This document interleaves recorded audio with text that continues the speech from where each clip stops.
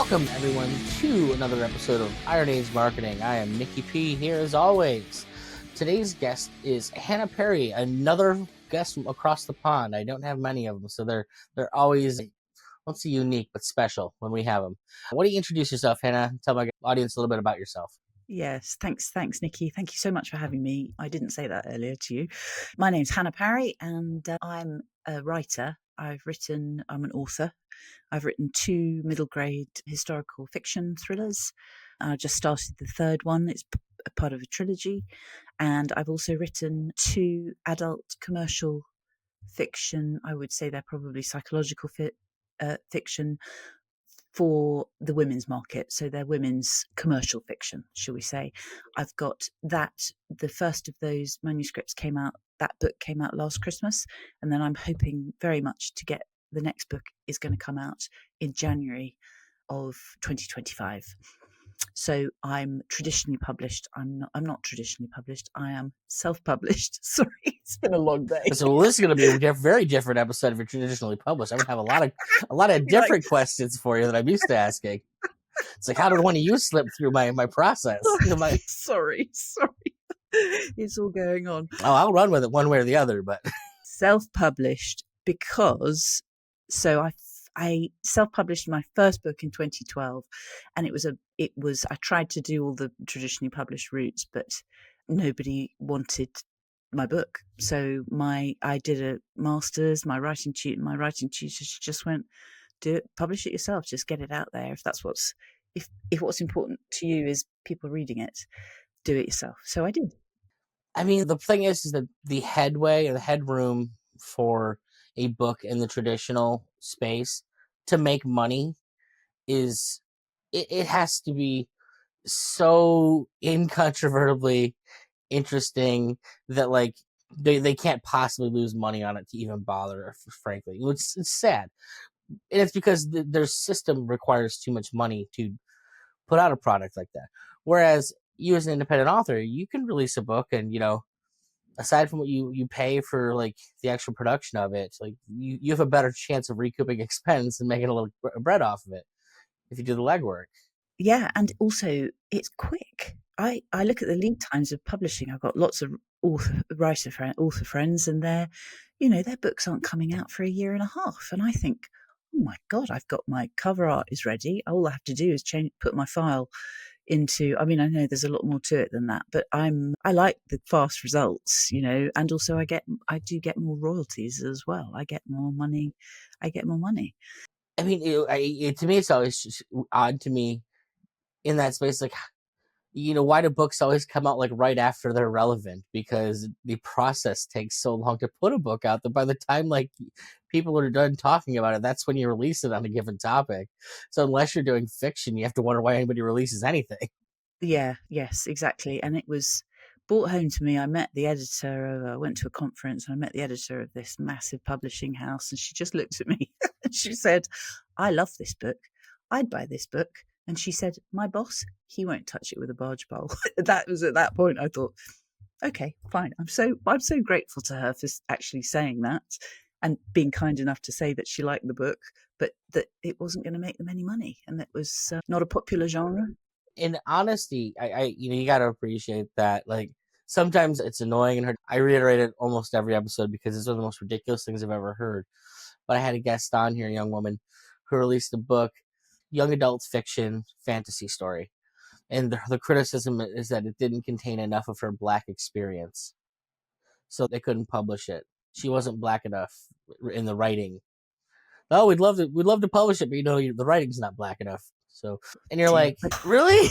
I can't believe that someone would actually say that. Well, I mean, I on the other side of it, I have plenty of my friends who are like, I have friends that are in the film industry over here in the writing side of things, and basically told because they're men, they don't want them. You're white, you're a man, you have no place in the writer's room anywhere in Hollywood.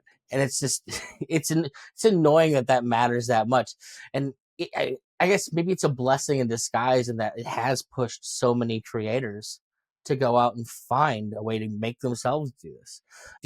The Iron Age movement was kind of coined by Razor Fist, I guess, as being like this not as more of a time period than anything. It's the idea that like commercial publishing has just lost whatever it had, and now everyone's being forced to self-publish.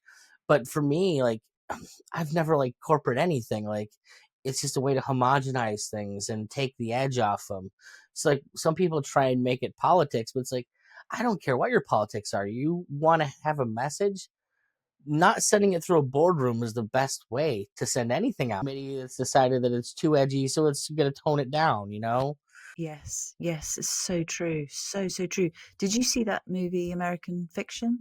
Or it's a book as well, actually. I haven't watched it yet. I see some of the clips on YouTube every now and again. It's on my long list of to watches. It's got some violence in it. My wife's not a big fan of that stuff, so I sequester that to my holiday binge. Yeah. The young lady that I'm sure it was American Fiction. The young lady that unless I've got the wrong title, talking about, it's all about that. Basically, it is a black writer, and he writes his lovely, beautiful literary fiction. Nobody wants to publish it, but when he turns up with a sort of ghetto book under a pseudonym, they all everyone goes crazy for, it's very funny, it's very tongue in cheek. But you're right, because if you push, I've had to go out and find my readers. That's exactly what I've had to do. Another Now that I'm thinking of it, another movie that kind of points at some of the hypocrisy of all that. If it's was a Robin Williams movie, and I think it's World's Greatest Dad, and he's a struggling writer who keeps getting his manuscript turned down, and his son ends up committing suicide, and he writes a quick suicide note so people won't know why his son killed himself. And the suicide note essentially, gets a hands across the world moment for his son. And so then he sneaks out that his son was working on a manuscript, which is his manuscript, and the world eats it up. Buys this book, this book that he's failed to put out into the world for 20 years, but it now gets released. But like, he can't take any, he as a creator, he can't take any of the credit for this thing that he poured his life into.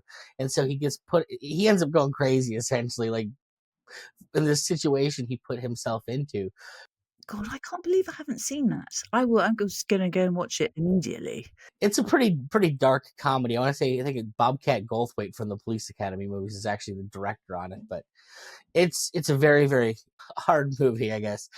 So before we get too far ahead of ourselves, a little bit more about your background. Where are you from? Like, what was the impetus to start writing for yourself in the first place, even before you decided to go self-published?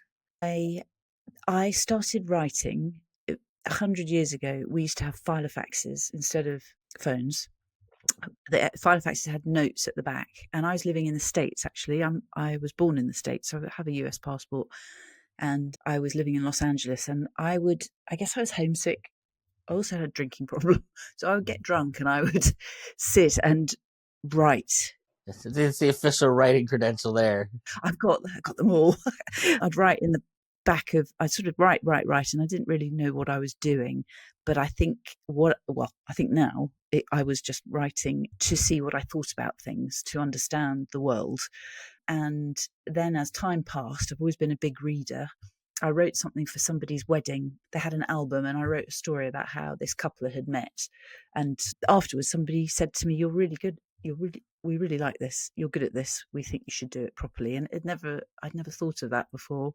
I was a nurse, and then I had a couple of traumas. My mother died. I had a baby, and the next thing you know, I was writing. Writing a lot. It's a lot to take in there. Yeah, it was all it was a lot to take in. And I had got sober too within that. Yeah, so in that time frame, just stuff happened. And I think a lot of writers will have a little trauma that they can point at and say, yeah, that was the one that just tipped me over and then I started writing. So I wasn't one of those ones, I don't know about you, but I wasn't sort of writing short stories when I was little. I enjoyed, I just like reading, actually. I just like reading. And I read a book and I was so cross because I thought it was rubbish. And I remember thinking, well, if you think he's rubbish, why don't you sit down and see if you can do any better? So I did, and I wasn't. So, but that's what got me going. And then I went and I did a master's in my 30s I was in my 40s by the time I did that, master's in creative writing in London. Now, I'm curious, does your background as a nurse, considering you do thrillers, does that play into the stories that you write now?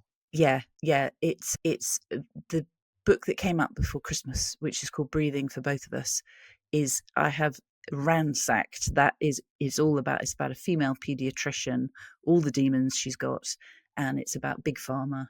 And I completely, I ransacked every experience I had as a nurse. Because I was a pediatric nurse, so I saw a lot of very sick children. It's not the book is quite heavy. It's quite heavy. There is child death in it, but I sort of hope it's light. It comes through it. But again, that book, I wrote it, I know, because I was trying to process all the stuff that I'd seen. It wasn't all awful all the time, because we work really hard to save children. You throw everything you've got at a sick child. But yeah, it was enough. There was enough there. Yeah, definitely for this book to to arrive.